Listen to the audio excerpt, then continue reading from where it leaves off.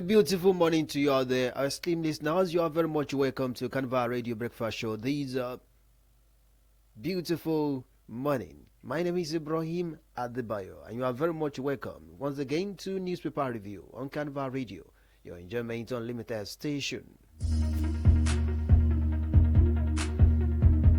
We begin the newspaper review with the headlines in the newspaper. Senate to approve Tinubu $2.2 billion loan request today.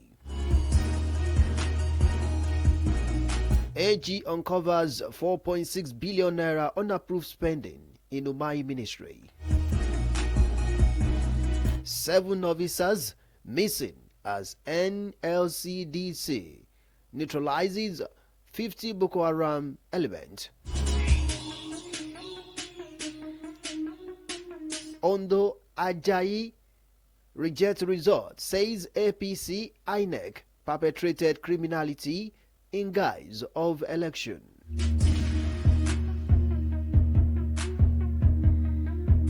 Alleged 2.7 billion naira contract fraud as BPP director testify against Serika.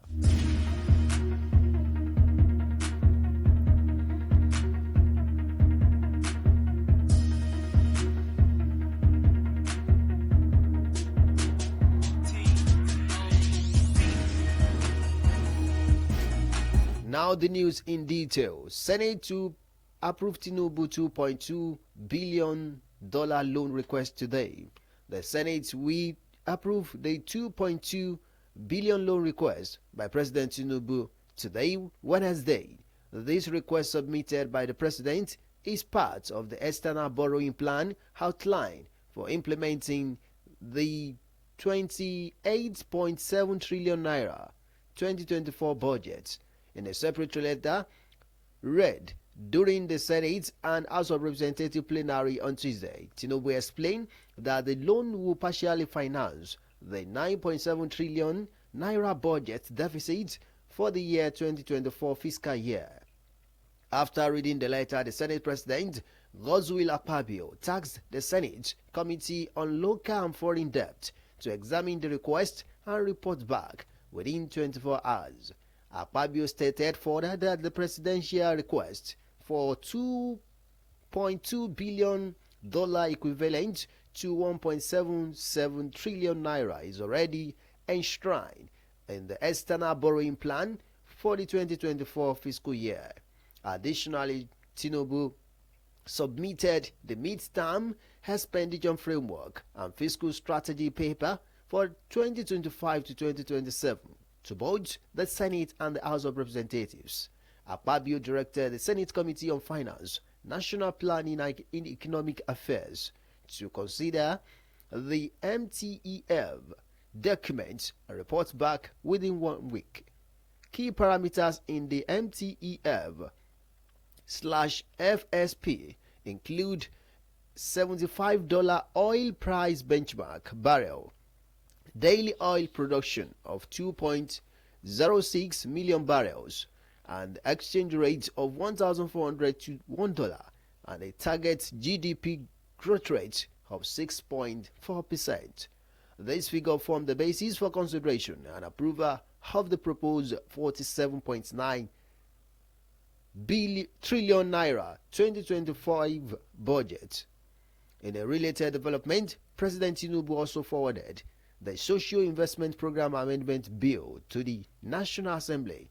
The proposed amendment aims to strengthen the framework for implementing social welfare program, ensure greater transparency and efficiency. According to President Tinubu, the amendment seeks to designate the National Investment Register as the primary tools for targeting beneficiaries of social investment initiative.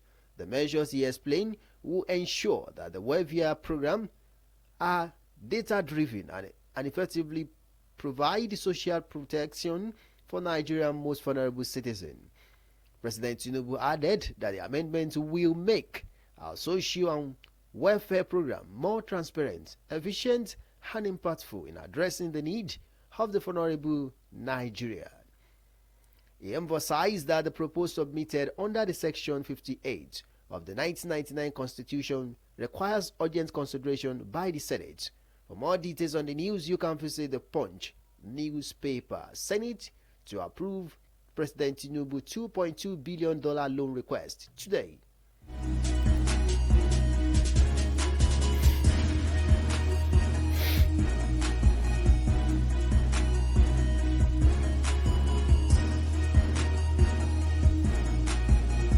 AG uncovers 4.6 billion naira unapproved spending in Umahi ministry. An audit report has uncovered financial irregularities totaling over 4.6 billion naira in the Federal Ministry of Works and Housing, raising concern about systemic non-compliance with the financial regulations and procurement laws. The findings contained in the Auditor General for the Federation Annual Report covers activities between 2020 and 2021 and reveals significant lapses in internal control under Babatunde Fashola, the former Minister of Works and Housing. The report details several issues, including payments made without proper documentation, extra budgetary expenditure, mobilization fee exceeding approved threshold, and contracts awarded without following due process. A sum of 1.08 billion naira was paid from the government's integrated financial management information system account without requisite payment voucher, violating paragraph 601 of the Financial Regulations 2009. Also, 546 million naira was transferred to project accounts without adequate documentation or budgetary provision. The Auditor General report attributed these anomalies to weak internal control mechanisms in the ministry and warned of risks such as fund misappropriation and loss. Despite queries, the ministry failed to respond to these issues. The Auditor General recommended that the Permanent Secretary justify the payments, recover the fund, and remit them to the Treasury. The audit report also recommended that evidence of compliance should be submitted to the National Assembly Public Accounts Committee, failing which sanctions under paragraph 3006 of the Financial Regulation should be applied. For more details on the news, you can visit the Punch newspaper. AG uncovers 4.6 billion naira unapproved spending in Umahi ministry.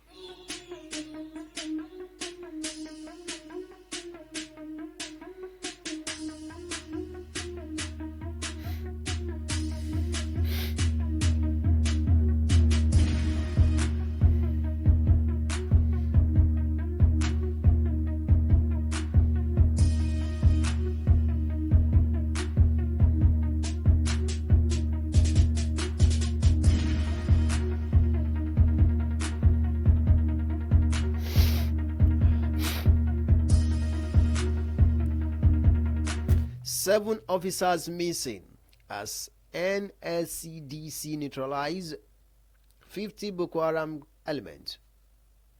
A special squad of the Nigerian Security and Civil Defense Corps (NSCDC) yesterday neutralized 59 bandits who had ambushed them in the Kaduna State shortly after conducting a patrol of the National Grid installation in Siroro local government area of Niger State.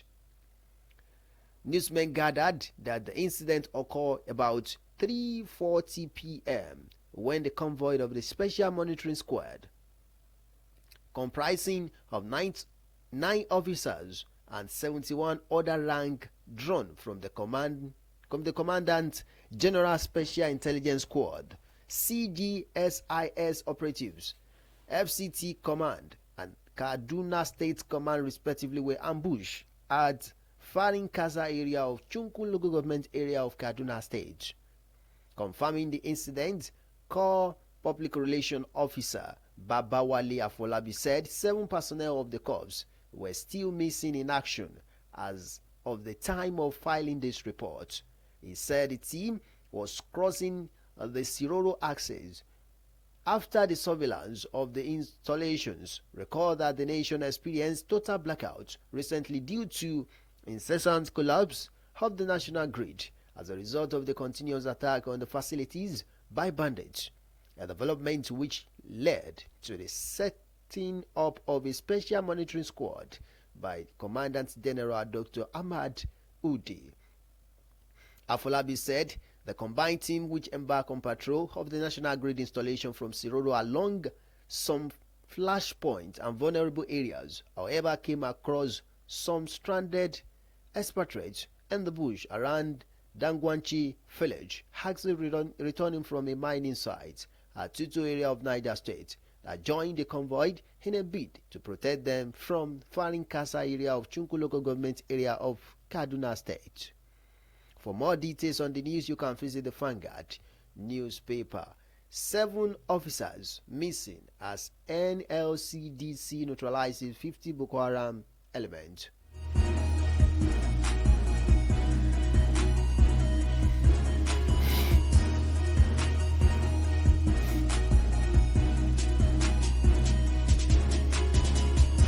Ondo, Ajayi rejects result, says APC INEC perpetrated criminality in guise of election.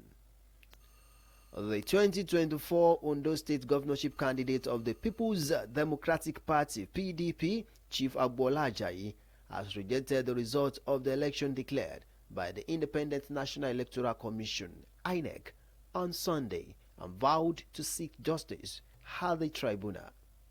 Ajayi, in a statement by Special Advisor Ayo Fadaka, said that he kept silent since poll results were announced to enable him to investigate content of criminality perpetrated by both the victorious APC and the INEC. He said, "We have uncovered a lot of actions undertaken to compromise the electoral desires of the people and sadly conclude that democracy cannot thrive in an environment where unabated criminality is perpetually perpetrated in the prosecution of an election by agency INEC, saddled with the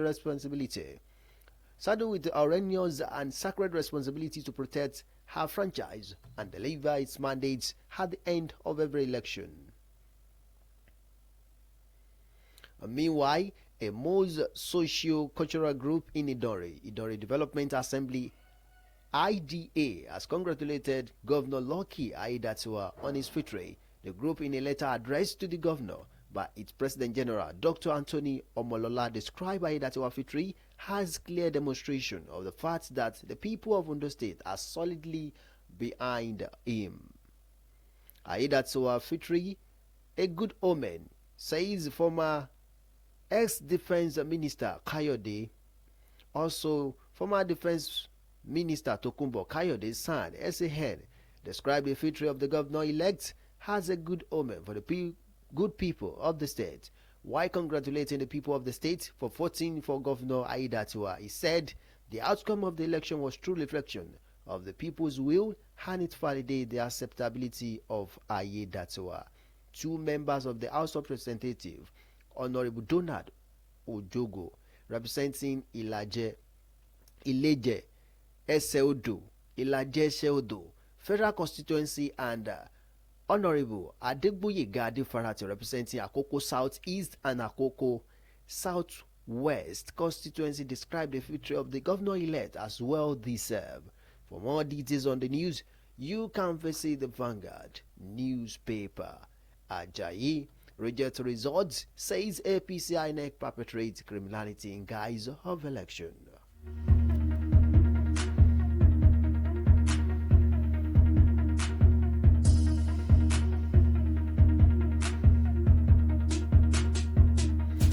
Alleged 2.7 billion naira contract fraud. SBPP director testifies against Addis Erika, a witness of the Economic and Financial Crimes Commission EFCC. Musa Odiniya yesterday told the Abuja High Court that Al-Durak Investments Limited, which registered in 2021, got the contract for the construction of apron extension at Castina Airport. In 2022, Odinia, who is a former director of procurement at Bureau Public Procurement (BPP), said this is why testifying in a alleged 2.7 billion naira contract fraud against a former aviation minister Adi Zurika. The EFCC is prosecuting Sarika and his daughter Fatima Jala Suley Ama and Al-Durak Investment Nigeria Limited for abuse of office and contract fraud. They are standing trial before Justice Sivanos Origi on 6-count charge. Sarika, who served under former President Muhammadu Buhari, is accused of abusing his office as a minister through the award of contracts through a company in which his daughter and her husband had interest. The alleged offences and order according to the prosecution were in contravention of the Section 12 and 19 of the Corrupt Practices and Other Related Offences Act 2000 to Section 17B of Economic and Financial Crimes Commission Establishment Act. Lead in evidence by EFCC counsel Rotimi Jacob SAN, the witness said every firm bidding for contracts must submit an affidavit. Al-Dorak Investment Limited, the witness said he did not know until he got to the EFCC office and was shown a document from the bank with the name of the defendant. Odinia also told the court that the apron building extension of Katsina Airport was valued at 800 million naira after the evidence of the witness counsel to Sarika, first defendant Chief Kano Agabi SAN, prayed the court for an adjournment to enable him cross-examine the witness. The lawyer also prayed the court for hearing of motion seeking for leave to allow the first defendant travel abroad with his sick mother for medical reason. Jacob did not oppose to the adjournment but prayed the court to allow him speak with the EFCC on the motion. Justice Origi adjourned till tomorrow to hear the motion and deliver rulings. He also adjourned till January 23, 2025 with the cross-examination of the fifth principal witness and continuation of the hearing. For more details on the news, you can visit The Nation newspaper. Alleged 2.7 billion naira contract fraud. Has BPP director testifies against Adi Zerika, former Minister of Aviation.